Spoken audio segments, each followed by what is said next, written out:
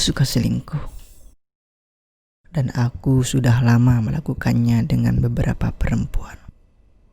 Kendati aku menyukainya, aku tidak ingin terus-terusan terlibat dalam perselingkuhan.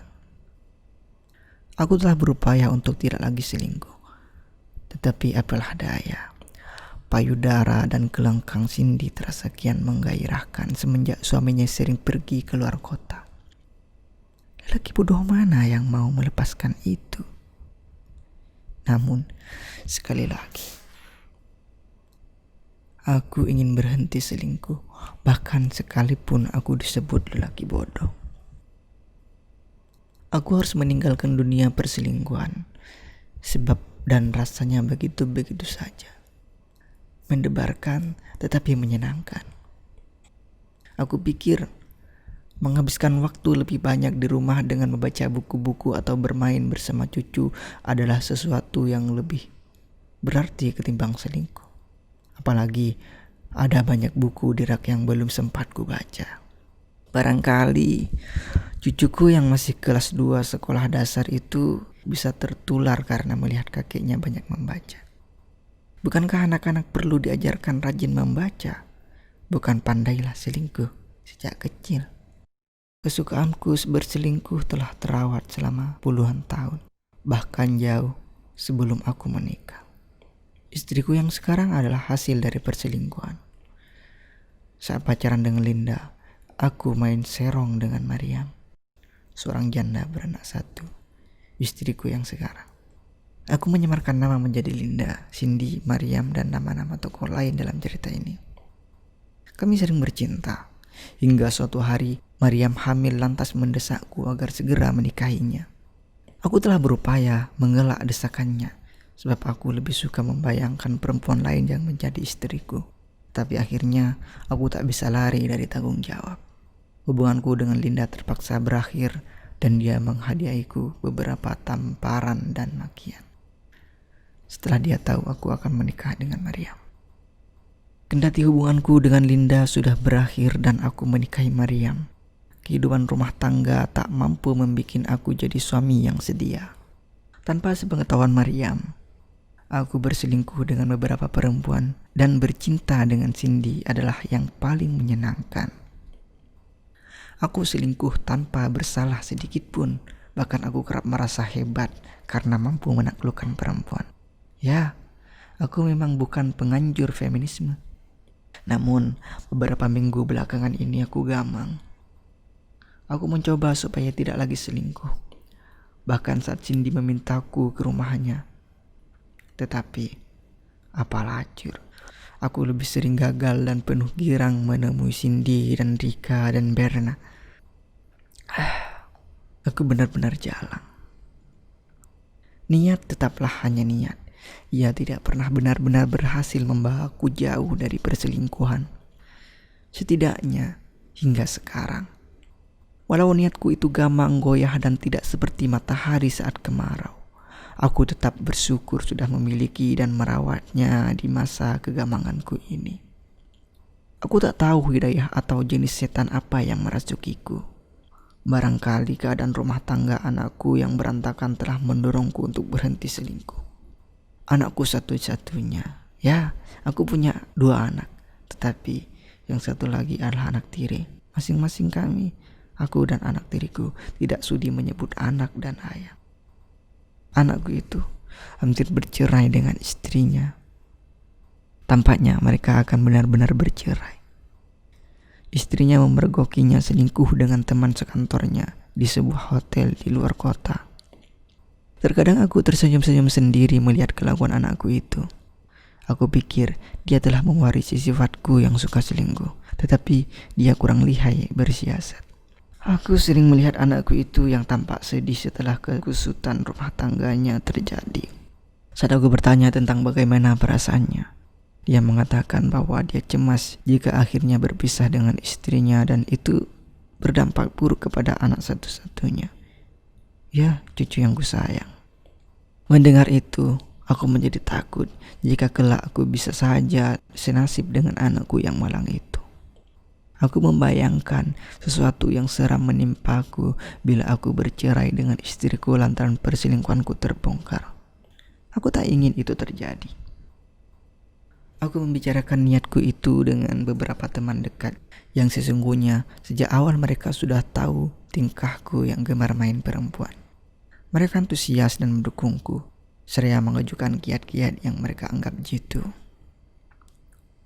Sejak dulu aku sudah ingatkan, akhirnya kau sadar juga. Berbanyaklah beribadah kawan. Selingkuh itu dilaknat Tuhan. Dekatkan dirimu kepada Tuhan, kata seorang teman dekatku asal Bandung yang terdengar seperti pemuka agama. Temanku yang lain di Jakarta mengingatkan supaya aku giat berolahraga, bermain bulu tangkis misalnya. Menurutnya, olahraga mungkin bisa mengalihkan perhatianku sehingga lama-kelamaan aku bebas dari selingkuh. Temanku yang lain lagi menyarankan. Namun, semua saran mereka menjadi omong kosong belaka dan semuanya gagal. Dan aku tetap mengunjungi Cindy, selingkuhan yang paling aku dambakan. Aku baru saja selesai membaca sebuah buku yang menceritakan kehidupan beberapa perempuan. Dalam buku itu, penulis mengulas kisah hidup perempuan dari catatan-catatan harian mereka. Antara lain keluhan atas pekerjaan yang biasa perempuan lakukan di rumah hingga protes terhadap tugas-tugas kuliah yang menyebalkan dan dosen-dosen cabul. Sesungguhnya aku hanyut di hampir semua halaman buku. Namun aku lebih tertarik pada bagian yang mengisahkan seorang janda yang suka bertualang cinta. Janda itu bernama Nirmala. Penulis buku itu telah menyamarkan namanya, maka aku tak perlu lagi melakukan itu. Suaminya mati ditabrak truk. Dan kenyataan itu adalah kesempatan bagi lelaki yang penasaran.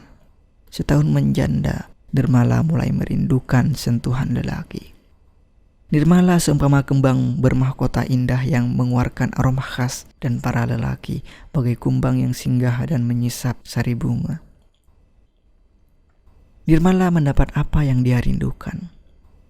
Nirmala dan lelakinya bercinta dalam gelora tinggi. Di lain waktu, Nirmala juga bercinta dengan lelaki lain. Bahkan dalam buku itu dituliskan bahwa Nirmala pernah bercinta dengan 6 lelaki yang berbeda dalam kurun dari 20 jam. Nirmala sungguh hebat, bukan? Nirmala hamil saat dia gemar bercinta dengan berganti-ganti lelaki. Namun dia tidak tahu pasti siapa penyumbang benih dalam rahimnya. Dia hanya bisa menerka, dan dugaan terbaiknya adalah di antara belasan yang tidur dengannya dalam waktu hampir bersamaan, entah siapa satu dari 4 pemilik mani yang membuatnya hamil. Atas dugaan belaka itulah Nirmala menuntut satu persatu dari keempat lelaki itu agar menikahinya. Keseluruhan mereka sempat menolak, bahkan masing-masing mereka memukul janda yang hamil itu hingga wajahnya lebam. Walau pada akhirnya, salah seorang dari keempat lelaki itu menikahi Nirmala. Setelah menikah, Nirmala tidak lagi bercinta dengan lelaki selain suaminya. Itulah yang bikin aku tertarik. Sayangnya, buku itu tidak menuliskan bagaimana Nirmala bisa setia. Aku pikir aku perlu berbicara dengan Nirmala. Barangkali dia mau berbagi cerita lebih jauh atau bisa membantuku lepas dari jerat perselingkuhan. Pesan masuk ke kotak suara elektronikku. Sebuah surat balasan dari penulis buku yang mengisahkan Nirmala. Itu adalah surat balasannya yang keempat setelah aku mengirimkan 8 surat kepadanya. 3 surat balasan sebelumnya berisi penolakan. Si penulis mengatakan dalam suratnya bahwa ia tak berhak membocorkan identitas narasumber yang kisah hidupnya ia tulis. Katanya itu etika seorang peneliti, dan ia tak ingin lancang dengan begitu saja melanggar etika itu. Tetapi ketulusan dan kekukuhanku mungkin telah membuatnya berpikir hingga 16 kali. Surat balasan keempat itu sungguh melegakanku, dan aku terperanjat saat membacanya. Si penulis buku itu akan mengupayakan agar aku dan Nirmala bisa bertemu. Ia segera mengabarkan padaku setelah meminta persetujuan Nirmala. 3 hari kemudian, kabar yang ku nanti datang dari si penulis. Itu kabar gembira. Nirmala bersedia bertemu denganku. Si penulis menginstruksikan bahwa Jumat sore pekan depan pukul 5:30 aku dan Nirmala akan bertemu di sebuah kafe. Aku mengenal kafe itu dan beberapa kali telah menyesap kopi di sana. Letaknya tidak jauh dari rumah, sekitar 15 menit mengendara mobil. Kafe itu berada beberapa meter dari pertigaan jalan yang tak begitu padat. Aku menyukai area parkir kafe yang lumayan luas dengan beberapa pohon saga tumbuh di tepi lahan, membuat udara menjadi segar dan di dekatnya tetap rindang walau matahari terik. Bebijan saga berwarna merah jatuh dan berserakan di tanah, tampak indah di mataku. Pada hari pertemuan, aku sengaja datang lebih awal. Sebelum bertemu dengan Nirmala, aku ingin menikmati kopi dan membaca buku yang kafe sediakan bagi pelanggan. 1 atau 2 jam bukanlah waktu yang panjang bagiku untuk menunggu jika kopi dan buku menemani. Halaman demi halaman buku tanpa terasa telah mengantarku ke pukul 5 sore. Suasana kafe semakin ramai walau tidak bisa disebut padat. Beberapa bulan aku tidak berkunjung, kafe ini semakin laris saja. Seorang perempuan berkaos hijau bercelana jeans hitam melangkah masuk. Aku memperhatikan lebih jeli. Dan, dia adalah istriku. Dalam hati aku bertanya-tanya, mengapa dia ke sini? Dia melihatku lantas menghampiri. Wah, aku terkejut dan tak habis pikir mengapa pula istriku berpakaian persis dengan apa yang ditulis si penulis dalam suratnya, bahwa Nirmala akan mengenakan kaos hijau dan celana jeans hitam saat menemuiku di kafe ini. Papa mengapa di sini?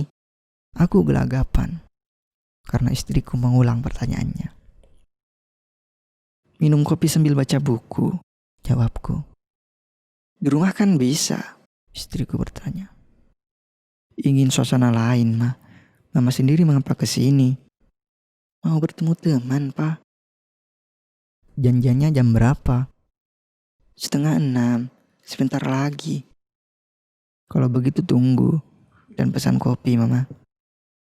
Istriku memalingkan wajahnya ke arah pelayan sembari mengangkat tangan kanannya sebagai tanda ia menginginkan sesuatu. Pelayan segera mendekati kami. Sementara aku tak henti memikirkan pakaian istriku yang sama dengan yang akan Nirmala kenakan. Apa istriku adalah Nirmala? Aku membatin. Aku sangat gelisah sehingga menjawab sekena saja, bahkan melantur ketika menanggapi omongan istriku. Aku berdiri dan berjalan ke toilet. Di toilet, aku memeriksa kembali isi surat si penulis melalui ponselku dan ternyata benar bahwa Nirmala akan pakai kaos hijau dan celana jeans hitam saat menemuiku. Sial.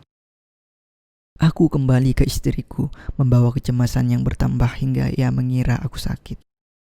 Sebelum akhirnya istriku mengajak pulang, sepanjang waktu aku menjadi pendiam. Kita pulang saja. Sudah lewat sejam aku menunggu. Dia tak datang pula. Papa juga kelihatannya sakit. Wajah Papa pucat. Aku menurut saja. Setelah membayar tagihan, kami keluar kafe menuju parkiran. Aku melangkah dengan riku. Pikiranku amat gusar.